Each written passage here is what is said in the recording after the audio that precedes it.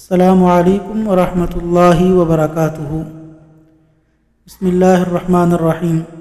سیدنا ابو ہریرہ رضی اللہ عنہ خود دولت اسلام سے بہرہ ہو گئے تو ان کو فکر ہوئی اپنی بوڑھی ماں کو بھی اس سعادت میں شریک کروں، مگر وہ برابر انکار کرتی رہیں۔ ایک دن حسب معمول ان کو اسلام کی دعوت دی تو انہوں نے شان نبوت میں کچھ ناروا الفاظ استعمال کیے۔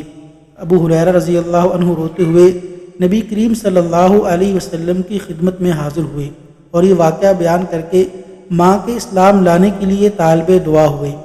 رحمت عالم صلی اللہ علیہ وسلم نے دعا فرمائی، یا اللہ ابو ہریرہ کی ماں کو اسلام کی ہدایت دے۔ واپس ہوئے تو دعا قبول ہو چکی تھی۔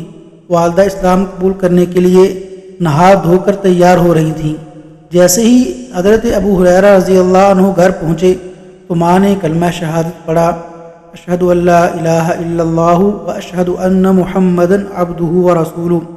آپ اپنی والدہ سے یہ الفاظ سنتے ہی فوراً الٹے پاؤں فرتے مسرت سے روتے ہوئے کاشانہ نبوی پر حاضر ہوئے۔ عرض کیا، یا رسول اللہ، بشارت ہو، آپ کی دعا قبول ہوئی، اللہ تعالیٰ نے میری ماں کو اسلام کی ہدایت بخش دی۔ صلی اللہ علی نبینا محمد وعلی آلہ و اصحابہ اجمعین۔